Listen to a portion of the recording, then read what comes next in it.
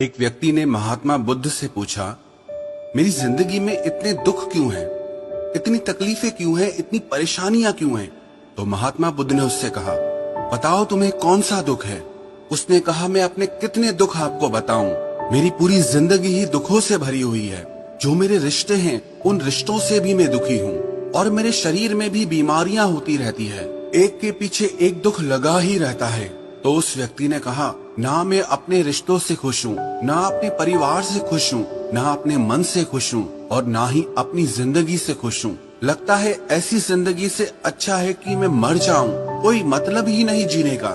तो महात्मा बुद्ध ने उस व्यक्ति से पूछा कि बताओ कि तुम्हारे इन सारे दुखों का क्या कारण है? तो वो व्यक्ति महात्मा बुद्ध से कहने लगा कि मैं आपके पास इसीलिए तो आया हूँ कि आप बताओ मेरी जिंदगी में इतने दुख क्यों हैं? इन सब का क्या कारण है? महात्मा बुद्ध ने उस व्यक्ति से कहा, जरा गहराई से सोचो, विचार करो, देखो कहाँ है तुम्हारा दुख? क्या कारण हो सकता है तुम्हारे दुख का? उस व्यक्ति ने बहुत सोचा, पर जब उसे कुछ समझ नहीं आया तो बुद्ध ने उसे उत्तर दिया कि तेरे सारे दुखों का कारण तू ही है। तेरे मन की आसक्ति है, तेरे मन का मोह है। बुद्धा का एक प्रसिद्ध कोट है जो आपने भी सुना होगा, the root of suffering is attachment. आपके सारे दुखों का कारण आपका मोह है, आपके मन का अटैचमेंट है, आसक्ति है। तो उस व्यक्ति ने बुद्ध से कहा कि मैं समझा नहीं कि मेरे मन का मोह हर दुख का कारण कैसे हो सकता है। तो महात्मा बुद्ध ने उसे 3 छोटी छोटी कहानियां सुनाई। पहली कहानी, एक व्यक्ति पेड़ से चिपक कर चिल्ला रहा था कि कोई मुझे बचाओ, कोई मुझे इस पेड़ से छुड़ाओ, इस पेड़ ने मुझे पकड़ लिया है। तो वहां से एक गुरु और शिष्य गुजरे। उस शिष्य ने अपने गुरु से कहा कि गुरुदेव, इस आदमी की मदद करनी चाहिए, ये इस पेड़ से चिपक गया है, इसे छुड़ाना चाहिए। तो उसके गुरु ने अपने शिष्य से कहा कि इसकी मदद कोई नहीं कर सकता। तो वो शिष्य हैरान होकर पूछने लगा कि ऐसा क्या है कि इसकी कोई मदद नहीं कर सकता? तो गुरु ने कहा कि इस व्यक्ति ने खुद ही पेड़ को पकड़ लिया है, और जिस इंसान ने खुद किसी चीज को पकड़ा हुआ है उसे कौन छुड़ा सकता है, उसे कौन बचा सकता है?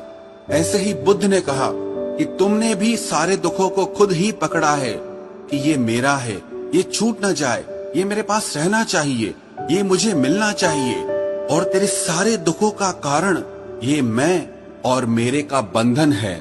फिर बुद्ध ने उसे दूसरी कहानी सुनाई कि जैसे एक मकड़ी वो खुद ही जाला बुनती है, और जाला बुनते बुनते एक दिन ऐसा आता है कि वो उस जाले में खुद ही फंस जाती है। वो चाहकर भी उस जाले से बाहर नहीं निकल पाती है। ऐसे ही तूने भी अपनी जिंदगी में कितने ही रिश्ते बनाए हैं, कितनों से मोह लगाया है, कितनों को अपना माना है, और उनमें मोह रखने के कारण आज वो तुझे दुख दे रहे हैं। सारी दुनिया में कुछ भी होता रहे, हमें दुख सुख नहीं होता है। हमें दुख सुख कब होता है? जब हमारे अपने के साथ कुछ होता है, या हमारा अपना हमारे साथ कुछ करता है। फिर महात्मा बुद्ध ने उसे तीसरी कहानी सुनाई कि शहद से भरे एक पात्र में एक उड़ती हुई मक्खी घुस जाती है। उस शहद के मीठे रस में उसे बहुत आनंद आता है, वो बहुत प्रसन्न होती रहती है, और अगर वो चाहे तो थोड़ा सा शहद का रस लेकर के वहां से उड़ सकती है।